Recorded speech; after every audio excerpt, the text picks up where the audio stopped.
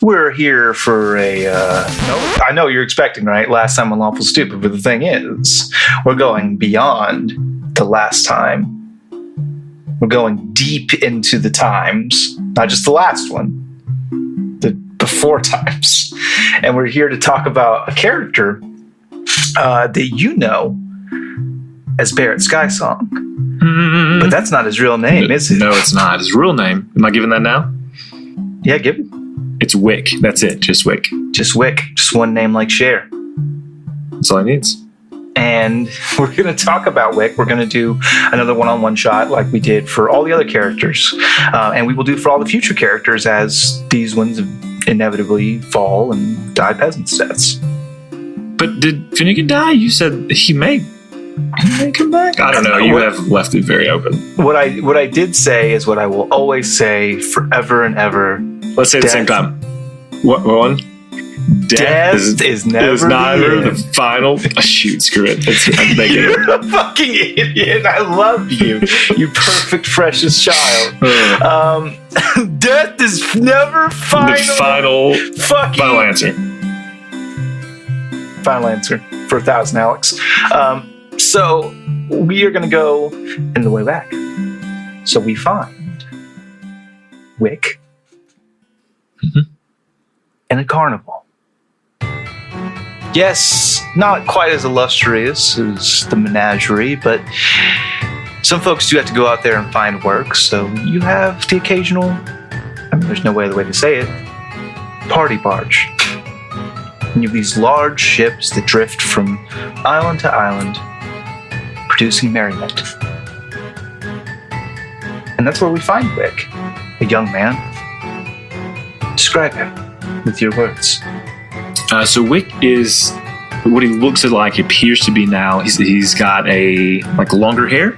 It's in a part. It's a deep black color. He has these beautiful blue eyes, fair skin, baby face. But he's masculine in stature for what a teenager would be. Think of like the typical jock in your high school. He had like the square jaw, broad shoulders, stood tall, looked confident. Very much the same Wick is every bit of that. Yeah, and Wick fell in love instantly with the carnival and the showmanship and the characters that he saw come to life there in the ring. He noticed there was an artistry there. He noticed that these weren't the folks that they were before they stepped into that spotlight. And he watched people, his peers, people his age, older folks even, that were looking out with awe and wonder and just joy as they were laughing and clapping and enjoying the show. And then we see this gargantuan figure step on the stage. It's a full-blooded orc. Not very many survive on the Sapphire Seas. Normally we have half-orcs, we have some sort of mix, but this is a full-blooded orc, giant even for his kind, standing and posing, this strong man. And he comes up wearing nothing but a leopard-spotted leotard and a big, bold, black mustache. Of course. And he is just performing these feats of strength, and he steps up to this boulder, this mammoth rock, and he comes and he gets underneath of it. He grunts, every muscle tensing, veins popping all over his body and on his face, tusks gritted against each other as he lifts the stone high above his head and releases it with a thundering crash. And the crowd loses their minds.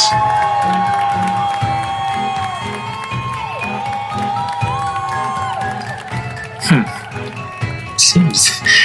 And Wick stands up in this crowd of people who are in this grassy area watching this from wherever they are and says, "You think that was impressive?" And I run up on stage, and as I reach out and touch this individual on the shoulder and say, "Could you stand back and let a real pro do it?" And as that happens, he begins to see himself formed out of this teenager in every facet. Maybe a little shorter, but definitely the same build. And so I look out to the crowd and I wave my hand as if I belong as part of the show. Ladies and gentlemen, behold. Does your voice stay the same? Yes, it does. Okay. It says exactly the same. Behold. And I go up underneath, and I lift every vein's popping out, every muscle tensed. You can see all of the fibers in all their glory, and I lift the boulder, and instead of just dropping it, I take it overhead, holding it there, and then release. Well, I do need you to make a strength check. Son of a biscuit. That, my friend, is not one of his skills. Give me one second here. No, it's not. Therein lies the artistry. It's 15. 15. Okay, so you take this boulder and you get up underneath of it, and your veins are popping and you're struggling. You look huge, but you're not actually any stronger, really. And so as you go to lift this rock, you notice it's not budging until you lift, and this rock, all of a sudden, where you couldn't even get it off the ground, it's just a mass exertion of strength. It's as if it weighs nothing, and you throw it high into the air, 10 feet above your head, before it suddenly stops and crashes back to the earth. And the crowd goes bonkers, and this orc is just standing there next to you, mouth hanging open, arms slackened aside, dumbfounded that this has just happened. And that, ladies and gentlemen, is how you do that very easy trick. And I will return back into what the students there, or my friends know me as the black-headed half-elf. And the show kind of goes on, and you would have a good time, and everybody's kind of slapping you on the back when you come back in, and it's like, wow, it was really great. And then the show ends, and it's time for you to leave. But as you're walking out, trying to return to your home, a man approaches you with a big pot belly and a stogie in his mouth.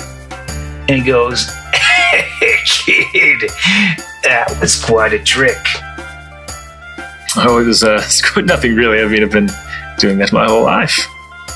Oh, yeah, I can tell. You definitely didn't need... He takes a big draw from a cigar, pulls out a small piece of wood that you recognize as a wand. You definitely didn't need any levitate spells or nothing. So that was just you, huh? I appreciate it, but I don't think I would have needed your help.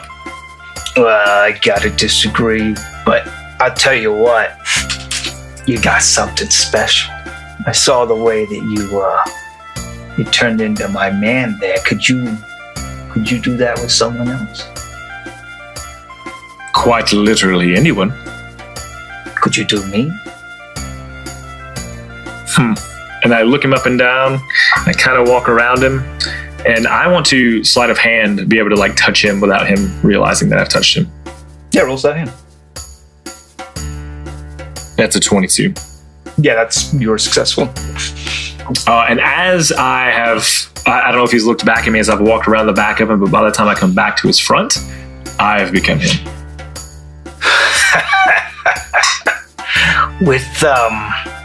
Now, I understand that with folks of your nature, you can look like me, but you can't do the things that I do, right? Well, I'm not quite sure what you mean by that. Well, and he prestidigitates, and he creates some like magic sparks from his hands. I will attempt it, but I don't know what I know at this point in life. I will try to. It doesn't come to you, and he goes, "Okay, that's what I thought, but try again." Here we go, and my hands go up to mimic what he. And he very discreetly makes some gestures at his side, and then sparks do erupt from your hand in the same fashion. Goes together. Me and you. We can do anything. We can do anything. We can be anybody. Go on. and that would let us put on quite a show. And when he says quite a show, he has to see my eyes just light up, even as the form of him. Yeah, you can stop that. That's very creepy, actually. I don't usually look at myself with boyish wonder. And I will return to Wick as the previous form. That's better. So where do we begin? Well, like all good shows, we gotta take it on the road. Good sir, I tell you, academia has never been a friend of mine. Naturally, if you checked my grades, I would come off as superior. I would show us outperforming many of my peers. But we all know that just like your orc man there, it was all a ruse. Showmanship, being on stage in the light in front of people, drawing surprise and delight from them, that's where I'm meant to be. So, of course, let's go on the road. And then we kind of see a slight montage. We see years of Wick's life as he is traveling with the circus, as he's performing any role that exists. He's allowing these new talents, these new shows to be conducted, because literally any talent, any show, any ruse that they have at the carnival, he's able to immediately double and immediately increase the potential of that show twofold just by being there. And he even starts to create, as he watches the different, like I said, he especially as he gets to know these performers, he knows they're not the people they are on stage. He knows they are characters, they are roles, and he falls in love with this concept, and not only mimicking them, but creating his own. And that's how we come to eventually meet Barrett Skysong. Yes, we do. And he is similar to that boyish, because the look that he portrayed in school was the one that he desired the most. Sort of those same things. The black hair is still long. He has a little bit of stubble now on his face that is also black. Eyes are maybe an even deeper blue, and he's certainly taller. He's always going to be a little bit taller than the people. Even if he's walking up on someone and he realizes they're taller, if he can be a little taller than them as he walks up, he's going to be. Yep. And this Skysong figure is in its own right his own part of the show, and once again, as we know, you can't copy techniques, you can only copy appearance, but along the way you started learning things from the other carnies, including the liar. And it turns out that Skysong, aptly named, has a great affinity for song. And that became a huge draw for the carnival. No longer copying other figures to perform these acts, going on as his own invented persona, as Barrett Skysong, performing and chanting with song, finding the true magic that exists within every verse, within every chord.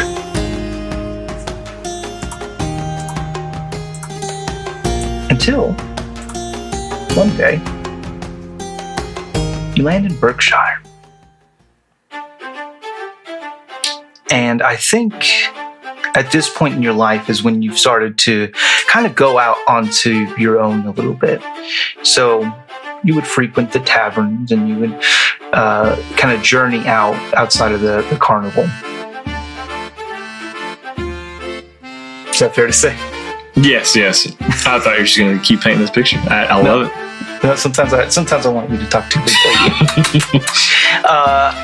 And so I think that one evening at a tavern, you're playing your lyre and you're singing, and because you are very handsome, you chose the way you look, and you are this amalgamation of all the features you've admired in others, you get quite a bit of attention from the lady folk. They follow you, they fawn over you, and I think that's kind of the same everywhere you go. Probably to the point where it's not super interesting to you. It's not. Now it's just blah. It's not even that interesting anymore. Yeah.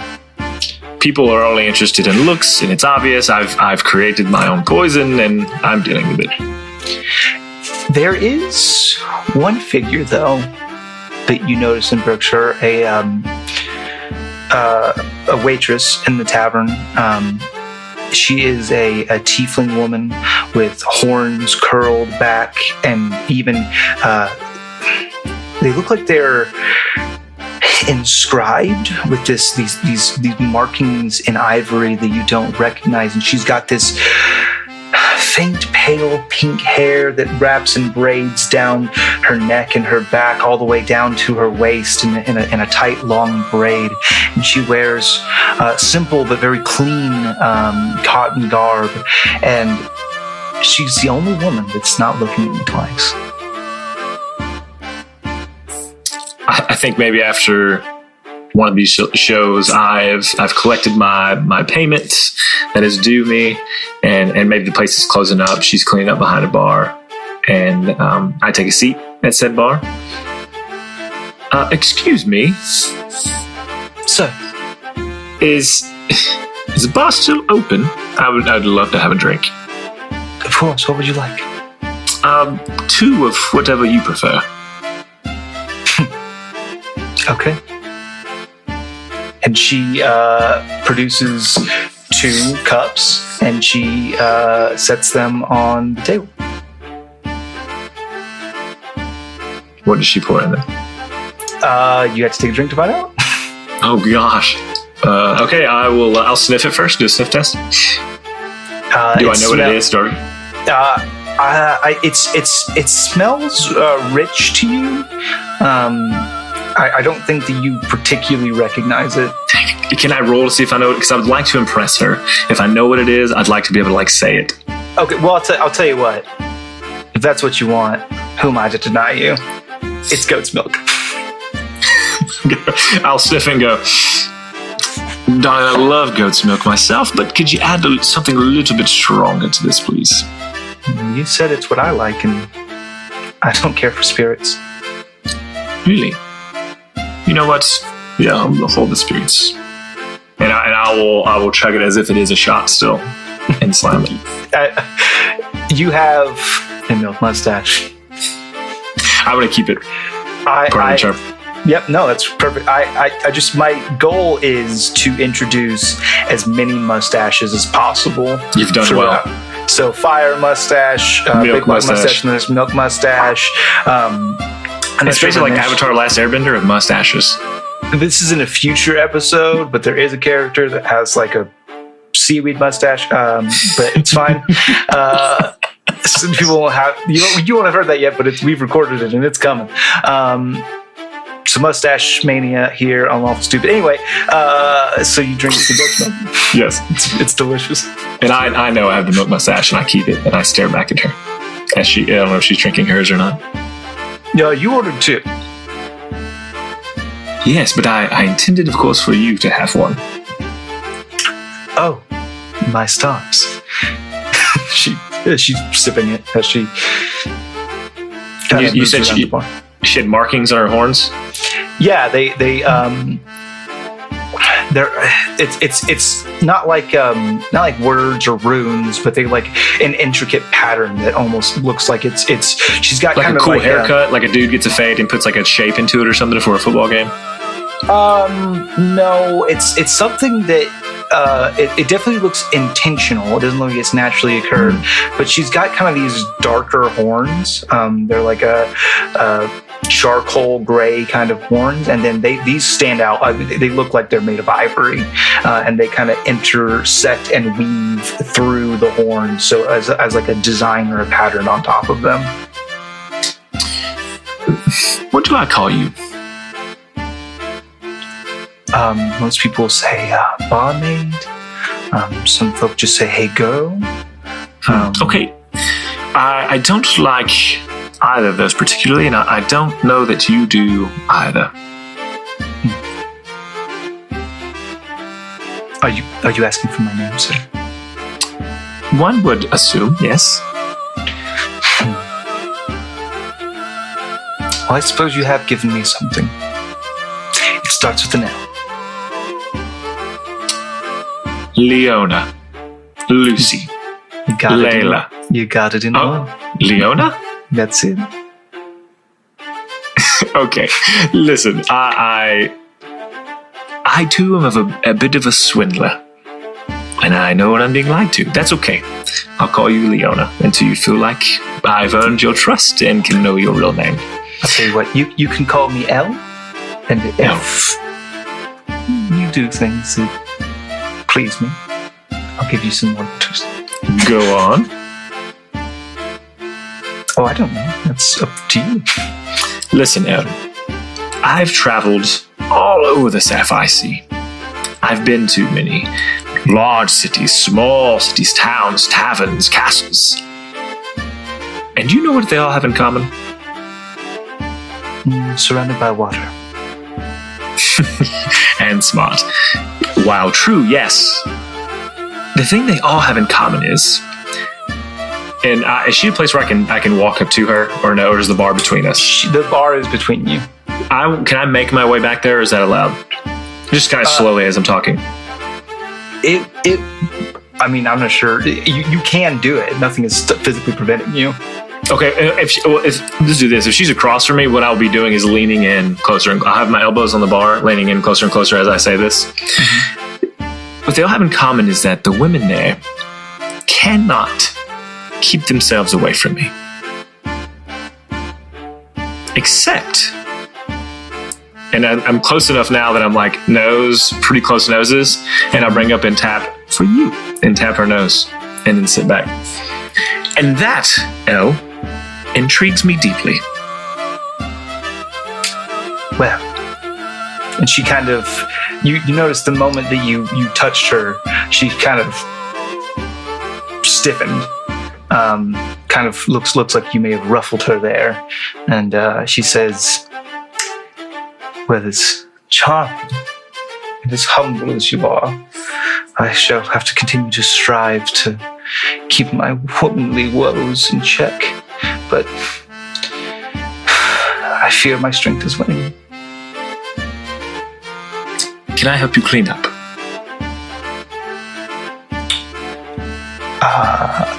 Sure.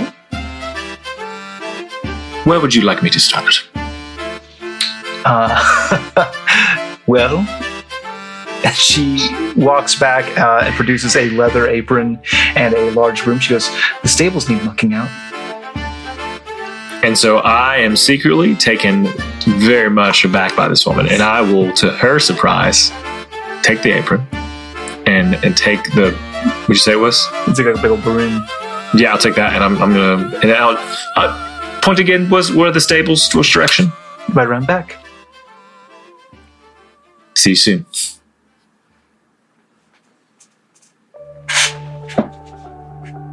And this I think this keeps going for a while, and I think that you come to this tavern pretty regularly, and you converse with Elle, and you try to find out more. And you're always willing to try to subvert her expectations. I think that's something that you learned on this stage. So when something happens like the stables need mucking out, you hop to it and you subvert those expectations. And when she expects you to be prickly, you're kind, and when she expects you to be full of yourself, you're humble. And I think that you play this game for a while. I think every night after your show. Is that fair to say? Yes. Yeah. And I think it's been about a week, and you're performing some menial task for fixing a chair that's wobbly in the tavern late at night. And she turns to you and she goes, "Hi." Oh, hello. I'm just putting a coaster underneath this chair. Seems there's a lot of these that are rickety in this place. It's not really a permanent solution. Go on. You are... That's the end of it. L-I. Lee. Okay. Got it. We'll take some more time.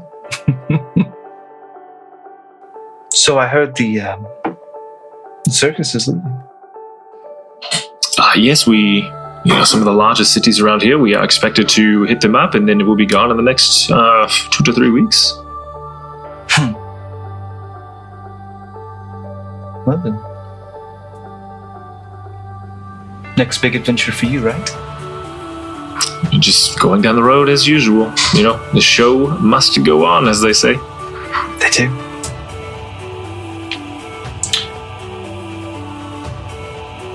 What will you do? Are you going to be here for forever?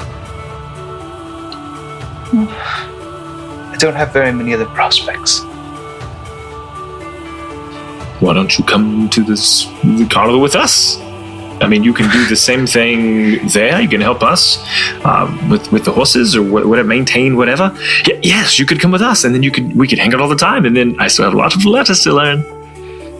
Right away and join the circus, huh? I can assure you, you would never hurt for money, or food, or clothing, or shelter. I don't think life on the road is for me. But how do you know if you've never been out on the road? You've been here your entire life, right? More or less. Then how would you know?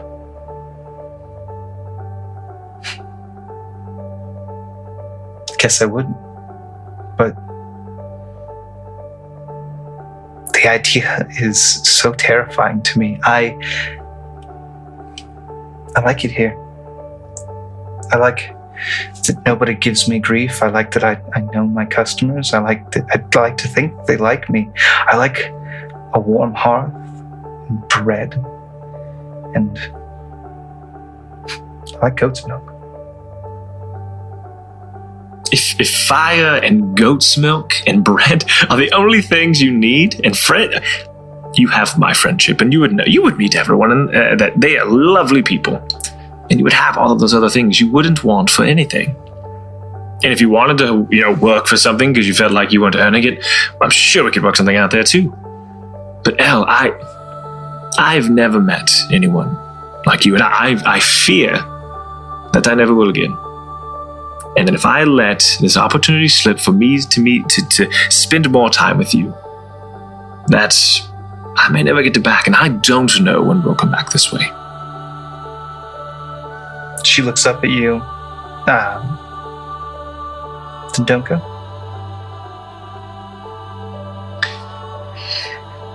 And Barrett just stares at her for a second. And that's all he needs is a second. And he says, "Okay."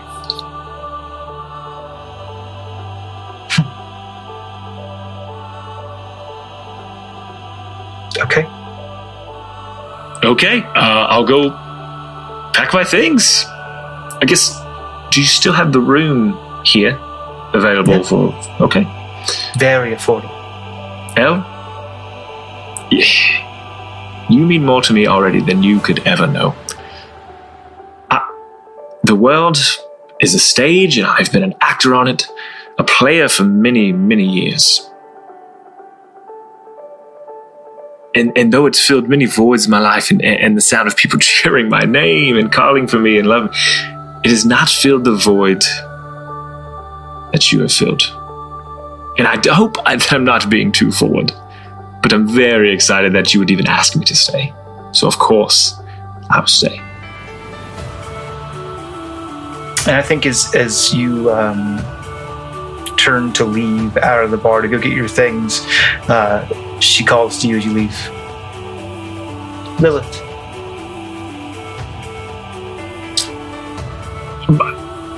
No, I'm Barrett. Lilith. Yes. Lilith. The roll sweetly from your lips. That's a lot of L's. Not your fault. I'll be back.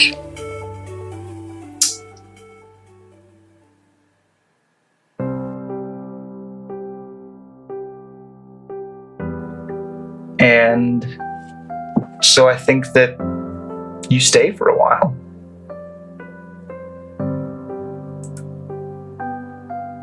And I think that weeks turn into months.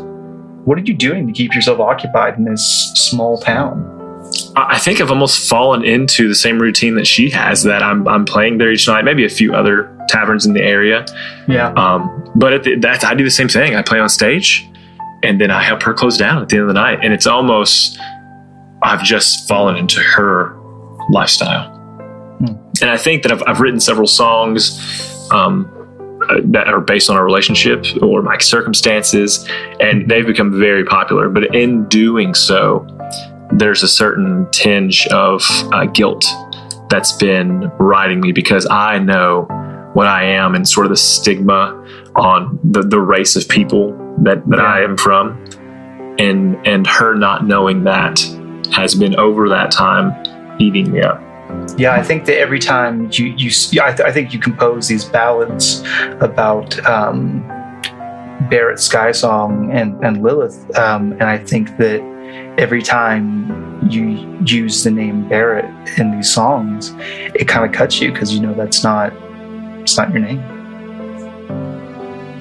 And so it's one night after maybe a large festival that I feel just the most guilt about not having told her. So I as we are cleaning up, as we typically do, we're closing down.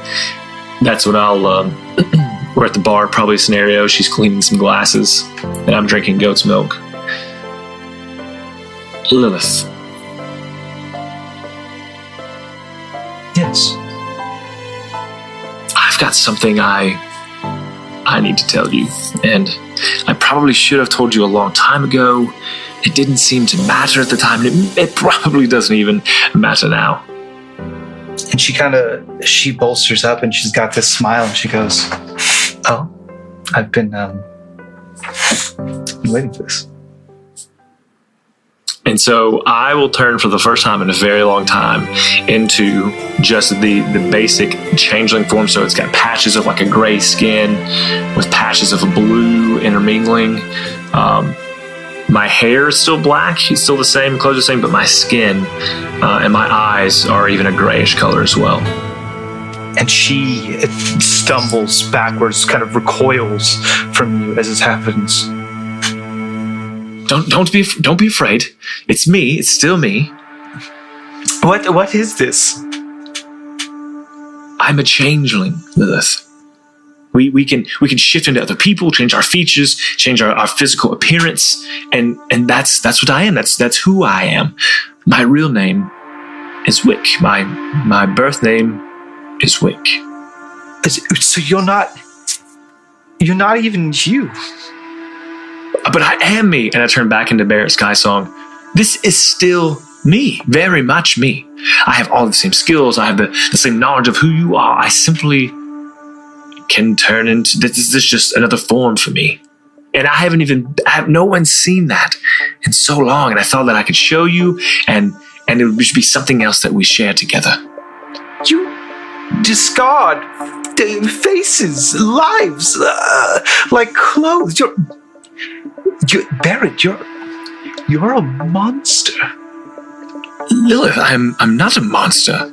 I'm the one who has helped you clean stables for months, who helps you, who stayed behind because I love you. To me. Yes, but if everyone knew who I was, my people, my changelings, are not very welcomed anywhere, and you of all people should know that. Your people are not accepted in many places. That's because your people are... it's by your very nature. You're deceivers, you're liars, you're cheats. I thought that you might understand that me staying here meant that I was not those things. That you've known me for months. How could you say that? She holds up a hand as you say that. I don't know you at all. Lilith, please, seek reason. Barrett, you need to leave. And he'll call out a couple more times. Presumably, you need to leave. So then he'll take one more drink of this goat's milk, slam it on the bar, turn back into Barrett Skysong, grab his instrument, and storm out.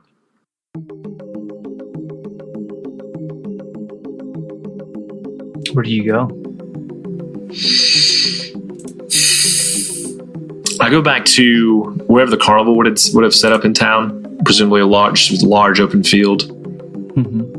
And I'm just sitting there and I'm playing my instrument and playing maybe one of the songs I wrote that was, in a way, me telling Lilith about us without her understanding what I was saying. Yeah, sing it right now. Oh, Lilith, I'm a changeling, and I'm trying to change for the better. 'Cause I can't hide the man I am inside. I'm awake, burning at both ends.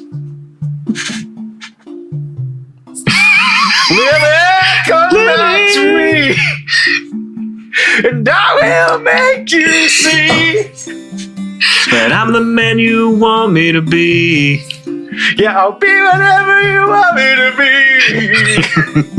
I can change any part of my body.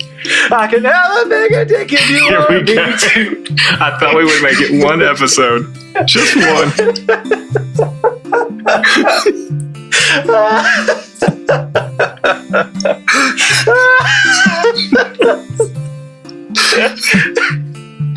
I don't have to even have balls.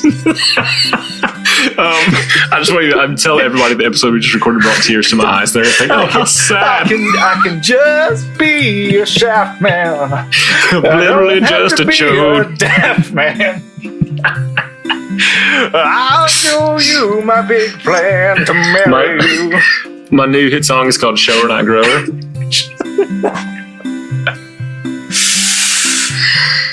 Yeah, so play that song and just into the heavens. I'm pretty sure the name of the song is Whatever You Want Me to Be, and I am going to write it later.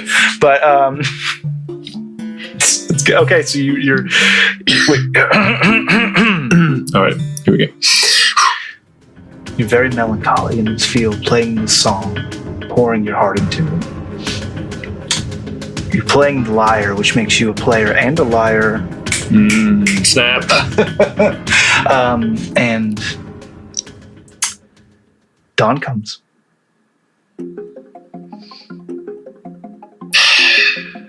She's got to. Surely she's over by now. She slept, and so I'll go to where her home is. Okay. Lilith, are you in there? Make a perception check.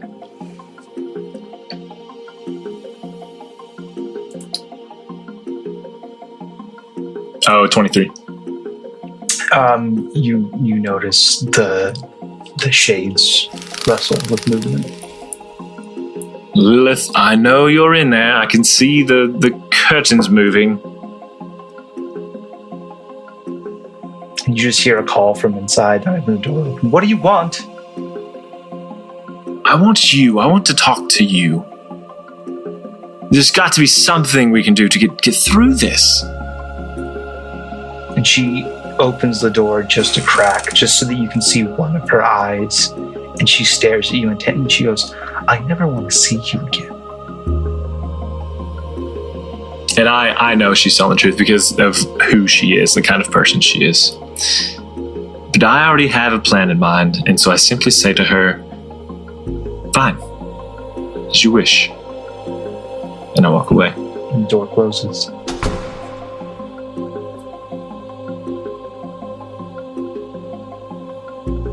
And so I will spend the next couple weeks as someone else, several people, lying low in town, nondescript, not important individuals, until the moment is right. And I would like, as a new individual, Fiona, again, description is black hair. She's a very beautiful woman. I want to get a job at the at the bar or wherever it is, the inn that Lilith works at. Yeah, it's easy enough to do. You are hired as a barmaid. And I think to speed along, so I already know several things about Lilith, but I pretend not to like her at first. I'm very off-putting. I'm almost cold as she is. Mm-hmm. And that somehow eventually shows up as a sort of friendship for them. Like, the colder they can be to one another, the more funny it is. That's how they bond. And so she's greeting you as she does most mornings. I hope you get syphilis and die. Be better than being your friend. I agree. And she goes back to work. and that goes on until she has a new beau. Yes. It was kind of a big to-do when he came to town. Jasper is his name, and he is a tiefling like Lilith. He's got these big red horns that go off to the side of his head, and he wears really, really like expensive clothing. You've been around enough, as Wick, mm-hmm. to you've met your fair share of nobles, and not nobles, but well-to-do aristocrats, people of means, and instantly that this guy is top tier. And there are rumors, and you of course hear them, that he has something to do with the Alliance, that he's the son of a vested. And I don't like him at all. And so I have to keep the facade as being her friend. And so every opportunity that I get, I'm in his way. I'm trying to shoo him away from us because I just want Lilith to myself in whatever way I can get her. And I've been able to be her friend, and so I'll take that. Yeah, and you have mixed success. I think you're able to ruin your fair share of evenings, but Jasper is persistent in his courting. And even I think there's a point where he takes kind of an interest in you as Fiona, which I don't know if you said that your name's Fiona. As Fiona, he kind of takes an interest, and he's asking you about like where you came from and what you're doing here. And I think that as you're kind of giving these cold shoulder, you don't like him, and he confesses to you, listen, you're Lilith's best friend, and I just want to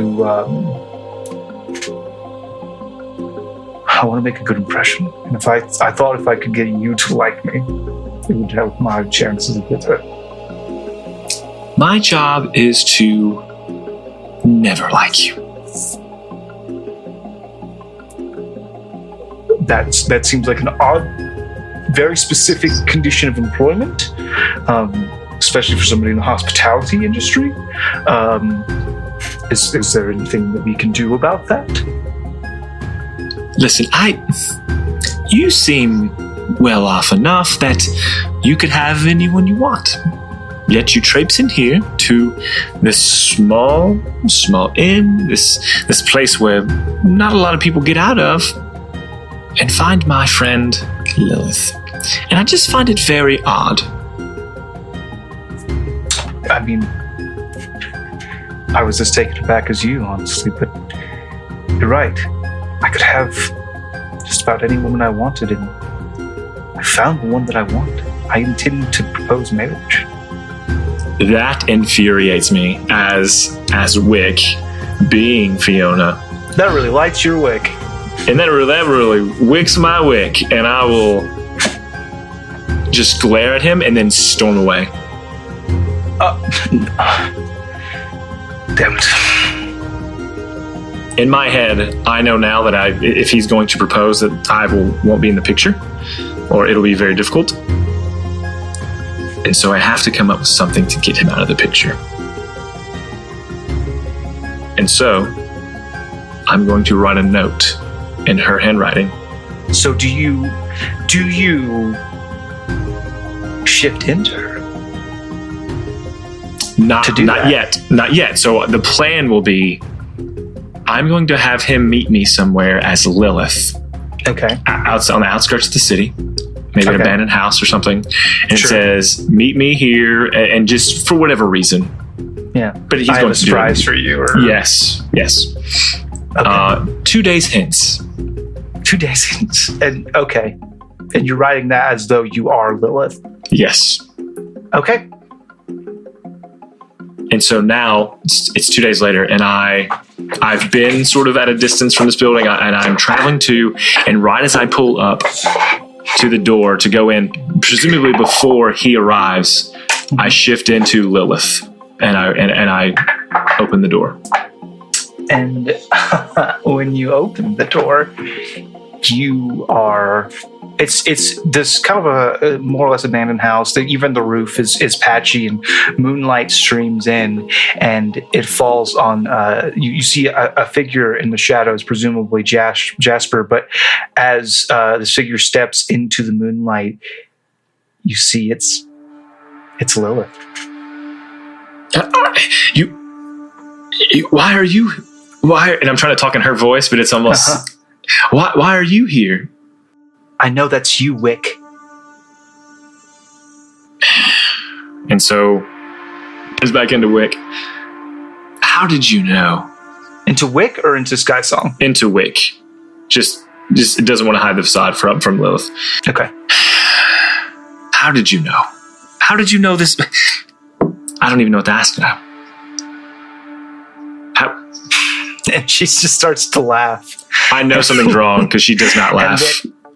Especially now that she knows what's wrong with you. And then you see her shape twist and become Jasper for a moment. And then the laughter continues.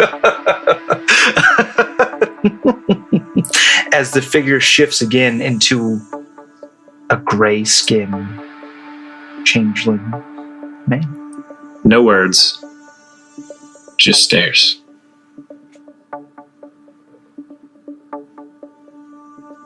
Cat got your tongue? For the first time in my life, yes.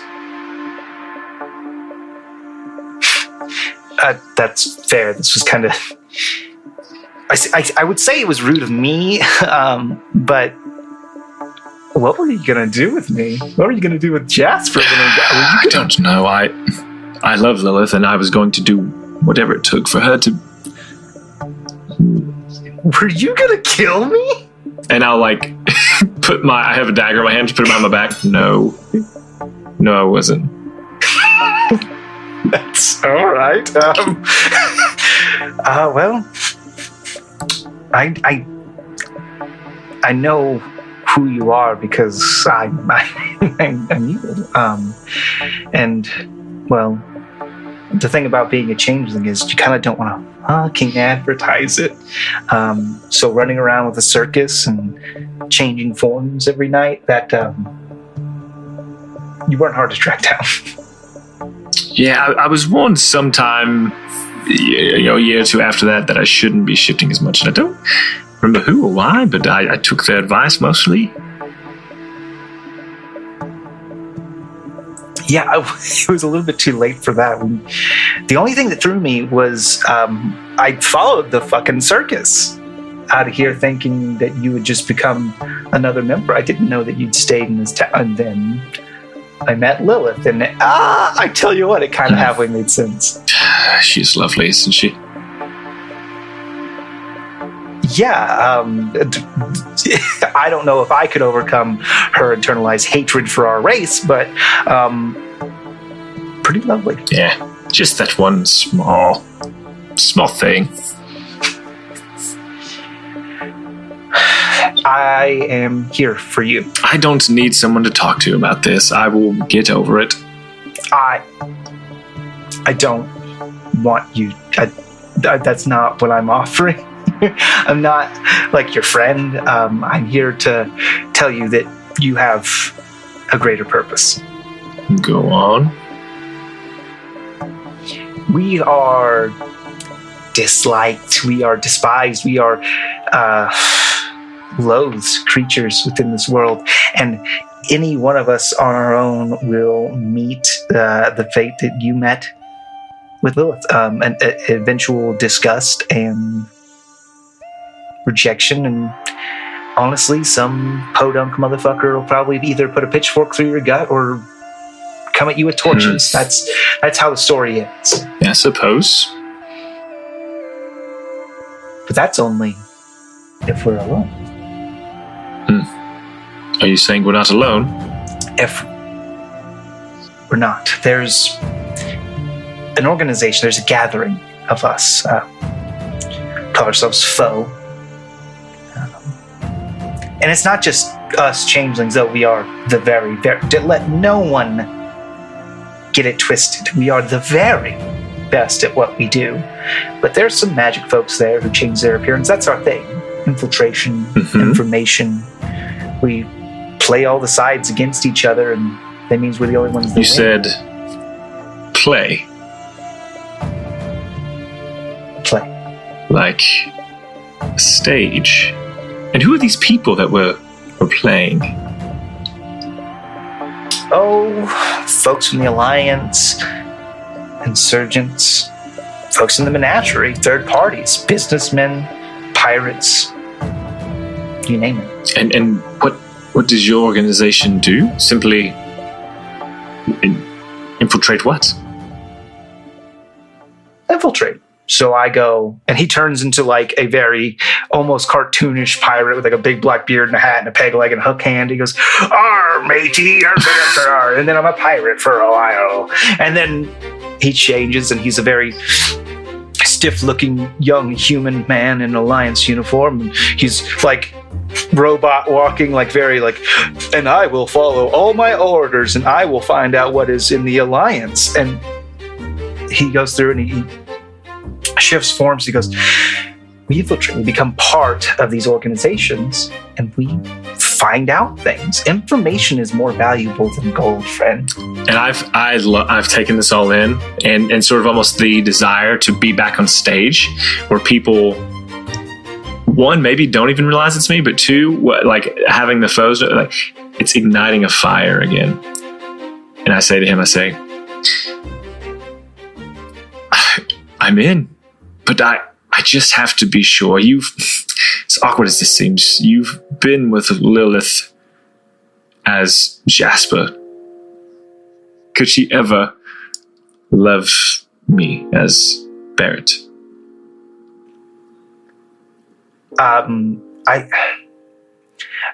You're not bad at what we do yourself. And if you were Barrett, yeah, I think she could absolutely love you. The problem is she knows that Barrett is Wick, and she will never love Wick. Okay. When do we start? Immediately. And it is not long after that you find yourself in a persona that you've gotten pretty comfortable with, as Fiona Journey, in this standard Alliance uniform, as you're reporting to your superior officer, your contact, your handler. Jacobo, yes. I call it, but okay, go ahead. Oh, yes. Ensign Journey. That's not what he sounds like. 1 second. Yes. Ensign Journey. Welcome. It's good to be here. Yes. We have your first assignment. Ooh, yay. I'm excited. Well, you've put in a lot of work to get where you are. Our training system is not exactly lax. Well, it was very difficult, so maybe you should step it up. I'm just kidding. It's great. Well, you might find this next part a little bit more engaging. We want you to infiltrate Romulus? I don't know that I've heard of that, Romulus. You would know. The Free State of Romulus is your, as the Alliance, it is the greatest bastion of freedom, the greatest enemy. You would have heard about it in training, I'm sure. I don't know that I've heard many people getting into Romulus. No, it's, we've never got an agent inside, and we hope for you to be the first. I'm gonna wink and say, you got it, Jack. Please, Yakubo. So, what we're going to have you do is, are you familiar with the Ram of Bastia? Who isn't? We want you to go, and this is going to get a little weird, but Kill him? No, that would be pretty straightforward. What we would like you to do is, he obviously is the greatest spy master that the Resistance has. We'd like you to become a spy for Romulus, a double agent. Oh my gosh, what an honor. Thank you, Jack. We honestly shouldn't thank me. We don't know how long this assignment's going to be. Even working for Ramel, we'll have to feed you information. It'll be non-critical, but it should make you look pretty good. Our hope is that if you earn enough favor with him, then eventually you can find some excuse, some way to get into Romulus yourself. Listen, you don't need to worry about me. I'll handle my end. All right, and he hands out a small silver bell. It's like a jingle bell, like a round spherical bell. Hands it to you. He goes, you won't be able to contact me with this, but I'll be able to contact you. If you hear it ring, just grab it with make sure your bare skin is in contact with it, and I'll be able to give you updates. And from time to time, I might check in, or I might have additional instructions. Won't it be weird for a bell to ring on me suddenly? It's very faint and only you can hear it. It's magic. Okay, plot hole solved. With the powers of magic. Okay. You have your instructions. I guess I'll ring the bell. Talking to you. Yes, just give me a ring. No, it doesn't work that way. It is one-way communication. It's very important to remember. Okay, bye. And then I'll say a good 2 years prior to the events of our story, you find yourself in Tangia. Yes, go on. You're in Tangia, and you remember what your goal is. So I need to. I'm talking to Ramel. So? I need to go see Ramel. Oh, you just. I'm going to be whatever menial thing I need to be. Whether I have contacts that have let me know, from the foe. We have means and ways of getting in some. I don't know what the word is. Basically, some help getting to that level. I got you. Yeah, you got like an introduction, pretty much. Okay, that does make sense. It is worth noting, just for all the listeners at home, that you do have contacts through the foe, and you do have contacts through the Alliance. They do not know about each other. So it's the Alliance. Just so it's very clear, because there's a lot of duplicity here. The Alliance only know you as Fiona Journey. And the rebellion or the resistance only know me as Barrett Skysong. Barrett Skysong.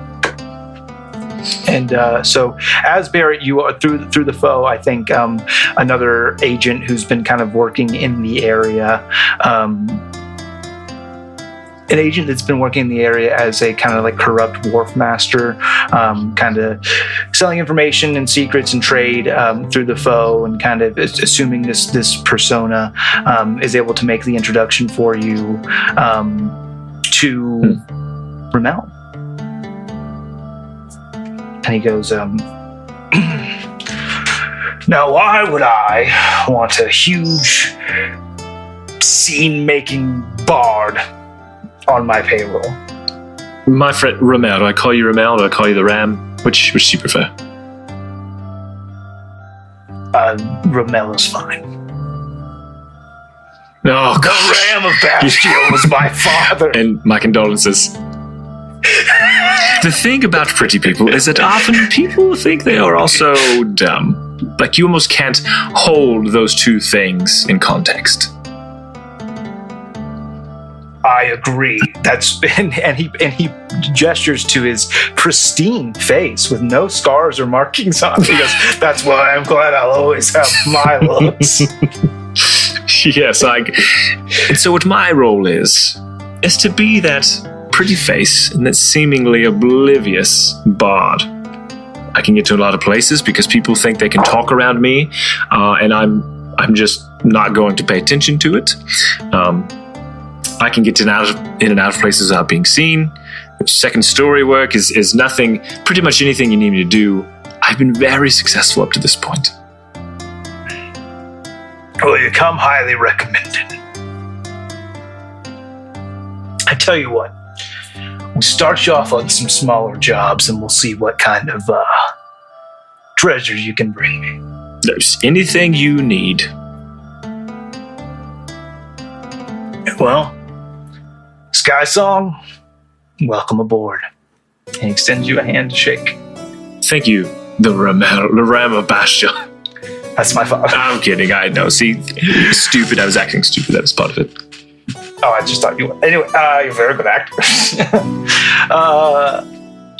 And time passes, and eventually, about 2 years later, as you've proven yourself and traded information and secrets and, kind of led this life of three faces and have lied and cheated and worked your way through, Ram calls you in because he has a very important job for you. Well, how can it be of service? I want you to accompany these folks here to Rombius. And that's what we're in this session. But it's beautifully made. I love it. So this has been Devin's second of 15 one-on-one shots for the new characters he will introduce as they die. Yeah. Horrible peasants' deaths. Yep. I look forward to meeting his next character. I think that by the time that we catch up with the coordinates we're at now, he should be on his fourth character. Will they have a shirt on? Will they not? We don't know. I do. Probably not. The odds are at this point where 2 out of 3 of my characters have not worn shirts. Yeah, and that's just on the podcast. You should see me now. Mom, you can only see me. I'm a successful D&D podcast. Thank you so much for listening. Tune in for Garrett's one-on-one shot so we can get to know that boy, and we'll see how these two new faces fare on the crew of Fate's Compass. Yes, can't wait. We love you. I love you. Bye. Bye.